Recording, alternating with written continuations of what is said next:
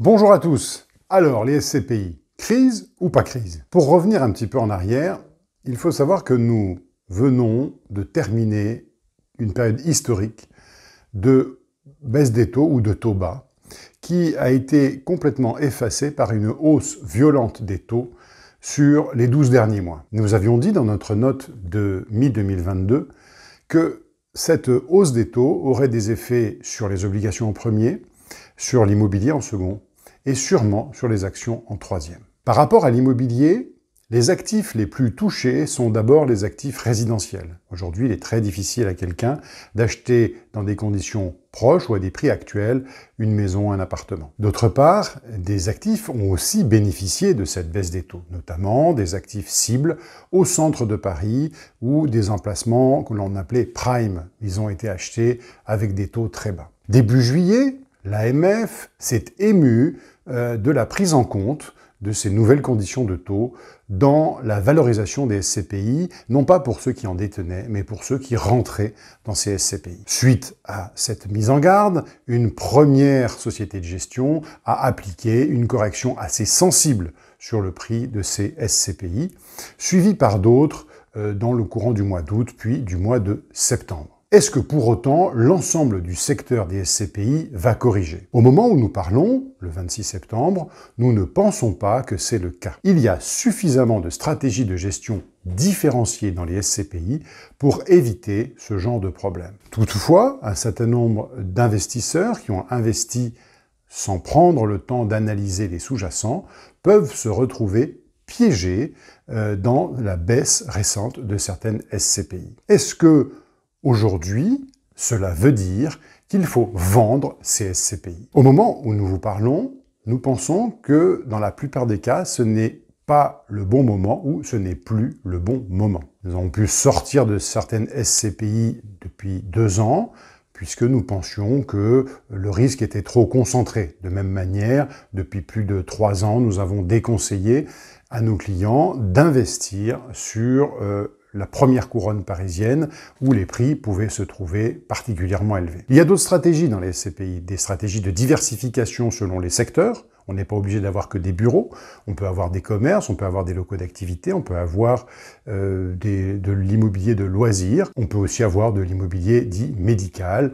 Donc il y a plein de stratégies en termes de secteur, et il y a aussi des stratégies en termes de territoire. Et puis, d'autres fonds, qui ne sont pas forcément des SCPI, ont pu arbitrer, céder une partie de leur portefeuille il y a quelques trimestres et se positionner maintenant à l'achat. Donc, dans la plupart des cas, il ne faut pas forcément céder ces SCPI, surtout si nous restons sur les conséquences actuelles et qu'il n'y a pas une forte récession. Les SCPI sont sensibles à l'activité économique et la qualité de l'activité économique. Ce qui veut dire que, en l'absence d'une forte récession, il n'y a pas de raison de s'inquiéter.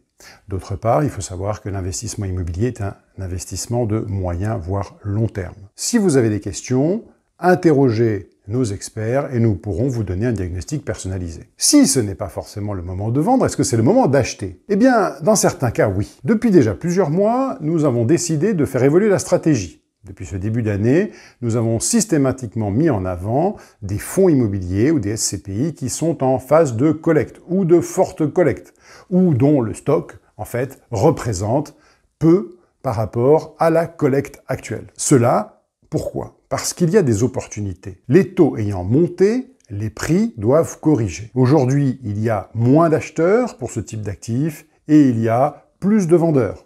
Autant se positionner du côté des acheteurs pour faire de bonnes affaires et récupérer des taux à la hausse. Donc nous avons sélectionné quelques SCPI et quelques fonds qui nous permettent d'être opportunistes quant au moment d'acheter. Vous comprenez, les SCPI ou les fonds immobiliers sont des actifs qui nécessitent une réflexion avant l'acquisition, une stratégie d'achat, une stratégie de conservation et un moment à décider pour vendre. La plupart du temps, il faut éviter de prendre une décision conjoncturelle sur un actif qu'il est intéressant de détenir de manière structurelle dans son patrimoine. Maintenant, prenons un peu de hauteur et regardons la manière de détenir des SCPI ou des fonds immobiliers. Concernant les SCPI, tout le monde n'a pas besoin de revenus immédiats.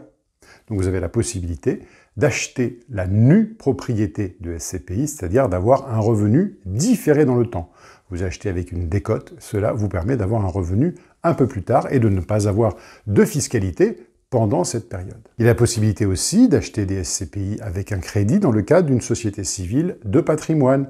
C'est une stratégie qui peut se révéler particulièrement utile dans ces sociétés qui sont soit dans certains cas des holdings issus de la cession d'actifs professionnels, soit des sociétés civiles de portefeuille que vous avez pu monter avec vos enfants. Et puis, toujours pour prendre un peu plus de hauteur, il existe des fonds, on appelle des fonds d'investissement alternatifs, des FIA, qui ont de bonnes performances sur la durée, qui ont su montrer une capacité d'arbitrer ces dernières années. Nous préférons les FIA familiaux, où nous avons des intérêts alignés avec les familles qui sont à la gestion de ces FIA. Il y en a plusieurs. Quand ils sont d'origine étrangère, ils sont accessibles dans des contrats d'assurance vie luxembourgeois ou des contrats de capitalisation luxembourgeois. Quand ils sont français, vous avez la possibilité de les acquérir en direct. En résumé et en quelques mots, oui, il y a des inquiétudes sur le secteur des SCPI, notamment par rapport à certaines zones géographiques. Il y a des inquiétudes par rapport à certaines gestions qui ont peut-être manqué de prudence. En même temps, il y a un référentiel solide par rapport à ceux qui ont su diversifier leurs actifs et acheter au bon moment ou même renoncer à acheter à certains moments. Des opportunités pour certains fonds et certaines SCPI. Et puis enfin, une expertise, comment détenir ce bien, détenir cet actif, détenir ce sous-jacent. Et là, c'est toute l'expertise des équipes de Montaigne Conseil et Patrimoine qui est à votre disposition. Faites appel à nous, prenez une consultation patrimoniale par exemple, pour que nous puissions analyser à minima votre portefeuille existant ou même votre intention d'achat. Sur l'atelierduphare.com, en un seul mot, vous avez la possibilité de réserver une demi-heure avec un de nos experts sur ce sujet. N'oubliez pas de nous suivre sur les réseaux sociaux, LinkedIn, Twitter, et puis de vous abonner à la chaîne YouTube. Je vous dis à très vite.